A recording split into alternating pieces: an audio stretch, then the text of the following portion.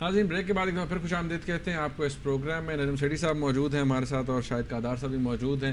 بات ہو رہی تھی کہ آج نیشنل اسمبلی میں چودھری نثار علی خان صاحب نے بڑا تنقید کی ہے گورنمنٹ کے اوپر اس بجٹ کو پیش کرنے پہ. سیٹھی صاحب وہی بات ہو رہی تھی کہ تنخواہیں انہوں نے کہا یہ بوجھ جو ہے یہ صوبوں کے اوپر پڑ جائے گا اور وہ کہتے ہیں فیڈرل گورنمنٹ کو شیئر کرنا چاہیے یہ سب کچھ. ہاں منیب، ایک زمانہ تھا جب کہ فیڈرل گورنمنٹ اور پنجاب گورنمنٹ ایک ہی تھی نواز شریف کے زمانے میں، تو پھر تو یہ ایشوز نہیں کھڑے ہوتے تھے. اب کیونکہ وہ پنجاب کی گورنمنٹ الگ ہے اور فیڈرل گورنمنٹ الگ ہے، تو اب یہ کہ ایک طرف کہتے ہیں کہ جی فائنانس کمیشن ایوارڈ میں سب کو زیادہ فیڈرل گورنمنٹ کم کرے اور پروونسز کو زیادہ ملے، پھر اوپر سے یہ بھی کہتے ہیں کہ یہ فیڈرل گورنمنٹ کو کرنا چاہیے اور یہ پروونشل گورنمنٹ کو زیادہ مل بھی رہے. تو یار فیصلہ کر لیں کہ یہ فیڈرل گورنمنٹ سے حکومت چلوانا چاہتے ہیں یا پنجاب اپنی حکومت چلانا چاہتا ہے. یہ نہیں ہو سکتا کہ یہ بھی ہو اور وہ بھی ہو.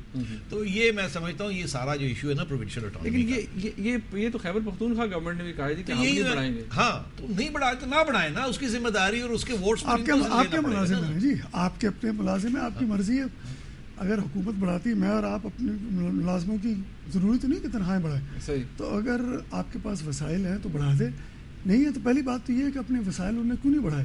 میں آپ سے یہ پوچھتا ہوں کہ خیبر پختونخوا لے لیں یا پنجاب کو لے لیں، پوری جو آمدن ہے پنجاب کی یا خیبر پختونخوا کی، ان میں اپنا جو ان کا حصہ ہے وہ 10% سے کم ہے.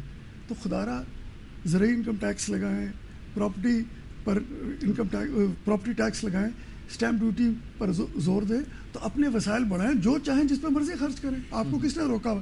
یہ تو نہیں ہے کہ کوئی بہت بڑی کو گائے ہے آسمان پر جس کو ہم ہر وقت اس سے دودھ لیتے رہیں گے. یہ ایسے نہیں ہوتا دنیا میں. منیب میں اس پہ تھوڑی سی اضافہ کرنا چاہوں گا، کیونکہ میرا تو ایک اسپیشل پروجیکٹ ہے یہاں پنجاب کے بارے میں کہ یہاں پیسہ کی کمی کیوں ہے. یہاں حکومت کے پاس اتنی اربن پراپرٹی ہے جو انہوں نے کوڈیوں کے حساب سے اپنے امیر لوگوں کو دی ہوئی، اپنے سپورٹرز جو امیر ہیں اور یہ امیر طبقہ جو ہے ان کو دی ہوئی. تو کیوں نہیں وہ پراپرٹی جو ہے وہ بیچتے کیوں نہیں، اور وہ امیر سے لے کے اور وہ بیچیں اور امیروں کو دوسری کوئی چیز دے دیں. ایگزامپل میں آپ کو دے رہا ہوں، یہ پہلے بھی میں نے بات کی ہے، میں پھر یہ بات کروں گا.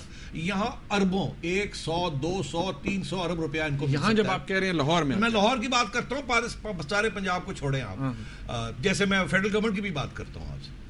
ارے بھائی یہ GOR جو ہے government officers residential scheme 8-6 kanal کی پراپرٹی کے اوپر ایک سیکرٹری صاحب اور ایک جج صاحب اور یہ لوگ بیٹھے ہوئے ہیں وہاں. تو ان کو کیوں نہیں آپ 1 کنال کی زمین اور 1 کنال کا گھر 2 کروڑ کا آپ بنا دیں نا ڈیفینس میں، اور ان کو بھیج دیجیے وہاں ڈیفینس میں، ماربل کا فلورنگ دے دیں وہاں.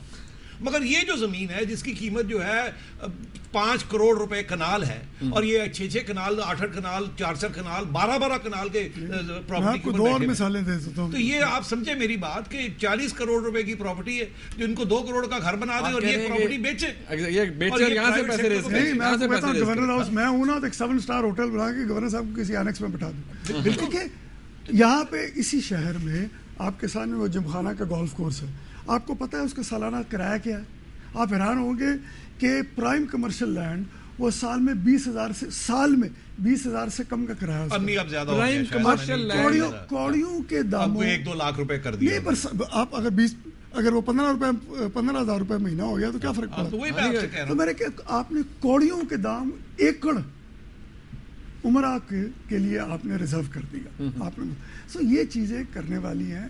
وسائل کی وجہ سے میں نے کہا آپ زرعی انکم ٹیکس لگائیں، آپ پراپرٹی ٹیکس لگائیں، کیوں نہیں لگاتے؟ آپ اس شہر میں فار انسٹنس آپ نے رنگ روڈ لگا لی، ٹیکس کس پہ لگا رہے ہیں؟ ہم لگا رہے ہیں بہاول نگر، پاک پٹن اور اکاڑا کے لوگوں پر، تاکہ میں اور آپ اس رنگ روڈ پر اور لاہور ماس ٹرانزٹ پہ پھریں. یار یہ جو غیر منصفانہ ٹیکس کا نظام ہے اور غیر منصفانہ اس کی جو تقسیم ہے، خدا را اس کو بہتر کرے. اور یہ وفاق میں بھی یہی حال ہے. یہ ہم نے مثال وہاں پہ بھی پرائم کمرشل لینڈ میں آپ دیکھیں سیکریٹریٹ ہیں، وہاں پر منسٹر رہ رہے ہیں. خدا رہا یہ جو پرائم کمرشل لینڈ ہے اس پہ آپ کمرشل ایکٹیویٹی کریں گے تو بے شمار لوگوں کو نوکریاں بھی ملیں گی اور اکنامک ایکٹیویٹی ہوگی. وفاق کہاں سے پیسے اکٹھے کر سکتی ہے؟ وہ کون سی چیزیں دے سکتی ہے؟ دیکھیے وفاق پیسے اکٹھے بھی کر سکتی ہے اور جو لاسز ہو رہے ہیں اس کو بھی ختم کر سکتی ہے. اور آپ سمجھیں ڈبل ایفیکٹ ہو جائے گا. اچھا 250 ارب روپیہ کہتے ہیں کہ یہ پبلک سیکٹر کارپوریشنز یہ سبسڈی لے رہی ہیں، ٹھیک، اوپر سے پرائیویٹائز نہیں کر رہی. پرائیویٹائز کریں تو پیسے آتے ہیں. سن لیجیے نا، پرائیویٹائز کوئی چیز کرتے ہیں تو پیسے آ جاتے ہیں. پھر جب جو چیز پرائیویٹائز کرتے ہیں وہاں لاسز نہیں ہوتے، وہاں پروفٹ بننی شروع ہو جاتی ہے. اسی لیے پرائیویٹ سیکٹر لاسز نہیں لے سکتا. وہ پھر پرائیویٹ سیکٹر جو ہے پروفٹس بناتا ہے, پروفٹس کے اوپر آپ ٹیکس لیتے ہیں. تو آپ کے اس وقت کیا ہو رہا ہے, آپ نہ ٹیکس لے رہے ہیں, اوپر سے آپ 250 ارب روپیہ دے رہے ہیں. پھر یہ ہوگا کہ آپ جب پرائیویٹائز کریں گے تو لمبا چوڑا پیسہ آ جائے گا آپ کو, جو کہ آپ سڑکوں کے اوپر استعمال کریں, ہسپتال بنائیں, اسکول بنائیں, عوام کے اوپر خرچ کریں. اور پھر یہ جب پروفیٹیبل ہو جائیں گی یہ انٹرپرائز تو وہاں سے ٹیکس لیں اور اپنا ٹیکس جو ہے اپنی فسکل. میں آپ کو تھوڑی سی اس کی تھوڑی سی اور وضاحت کروں. 250 روپے آپ کو شاید اندازہ نہیں ہے, 2 صوبائی حکومتوں کے بجٹ سے زیادہ ہے. کیری لوگر بل کا دگنا ہے. مطلب ہم ان کو روتے ہیں, دنیا سے کچھ لے کے پھرتے ہیں. یہ جو بنیادی چیزیں ہمارے ہاتھ میں ہیں کہ یہ کریکٹیو میئر لینا چاہیے نا اوبیسلی. اچھا یہ یہاں پر آج بھی بات ہوئی نا سیٹھی صاحب, آج وہ نثار صاحب کہتے ہیں کہ جی اسٹیل مل کو بھی, پاکستان اسٹیل کو بھی کر دیں آپ پرائیویٹائز. تو پھر یہ مشرف صاحب ٹھیک کہہ رہے تھے ایک زمانے میں کہ پرائیویٹائز کر دیں. دیکھیے مشرف صاحب کے زمانے میں پرائیویٹائزیشن ہوئی, نواز شریف صاحب نے شروع کی تھی. یہاں تک کہ جب 90s میں نواز شریف صاحب کی حکومت آئی تو پرائیویٹائزیشن اس وقت پہلی دفعہ شروع ہوئی تھی. اور اس وقت ہندوستان میں بہت بڑا پبلک سیکٹر تھا. منموہن سنگھ صاحب اس وقت فائنانس منسٹر تھے. میں نے جب منموہن سنگھ صاحب سے ملاقات کی, انہوں نے کہا ہم نے پاکستان سے ایک چیز سیکھی ہے کہ ہمیں بھی پرائیویٹائز کرنا پڑے گا اکانومی کو موو کرنے کے لیے. ہندوستان میں بہت بڑا پبلک سیکٹر تھا, وہ سوویت یونین کا ماڈل فالو کرتے تھے. نواز شریف صاحب کو یہ کریڈٹ جاتی ہے کہ انہوں نے پرائیویٹائزیشن شروع کی. اور پھر افسوس اس بات کا, جب مشرف صاحب نے پرائیویٹائزیشن کی تو ہم نے تنقید کرنی شروع کر دی. بے نظیر بھٹو صاحبہ نے جب کرنی شروع کی تو ہم نے تنقید کرنی شروع کر دی.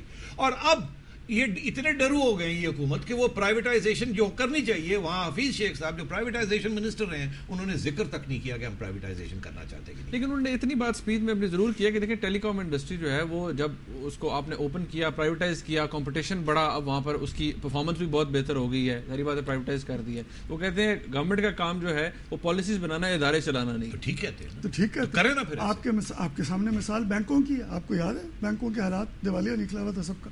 جب سے یہ نجکاری ہوئی ہے بینکوں کی, کمپٹیشن بڑھا ہے, سب آپ کے سامنے کیا کچھ ہوا. آپ دیکھیں بات یہ ہے ان کی اصلاح کرنے کی کوشش نہ کریں. حفیظ شیخ صاحب نے اپنی تقریر میں کہا میں ان کی اصلاح کروں گا. میں اتنا سا ہوتا تھا جب سے میں سن رہا ہوں کہ سرکاری اداروں کی اصلاح ہوگی. ان کی اصلاح نہیں ہو سکتی. اور ایک اور چیز اس کی وضاحت کر دوں, آپ مجھ سے اس سے متفق ہوں گے, یہ سارے کیمرہ لے کے بچے کھڑے ہیں, یہ آج پی ٹی وی ہوتا میں دیکھتا ہوں ان میں سے کتنوں کو نوکریاں ملتی. یہ ضمانت ہے نجکاری کا جو عمل ہے, نجی شعبہ ایک ضمانت ہے کہ اہلیت اور میرٹ پہ نوکریاں بھی ملیں گی. سو اس سے یہ ہوگا کہ لوگ اپنی تعلیم پر بھی توجہ دیں گے, تعلیم پر کوئی اہمیت بھی بڑھے گی, لوگ اچھی تعلیم بھی لیں گے, میرٹ پہ لوگوں کو نوکریاں ملیں گی. یہ گڈ گورننس ہوتی ہے نا, اور کیا ہوتی ہے. شیٹھی صاحب یہاں ایک بریک لینی ہے مجھے, بریک لیتے ہیں. اس کے بعد جب ناظرین واپس آئیں گے تو ہم اس حوالے سے بات کریں گے کہ ڈیفینس بجٹ کو انکریز کر دیا گیا ہے. جب آپ ایک اسٹیٹ کو نیشنل سیکورٹی اسٹیٹ بناتے ہیں تو اس کے کانسیکوینسز کیا ہوتے ہیں, اس کے نتائج کیا ہوتے ہیں, اس حوالے سے ہم بات کریں گے ایک بریک کے بعد. ہمارے ساتھ رہیے گا.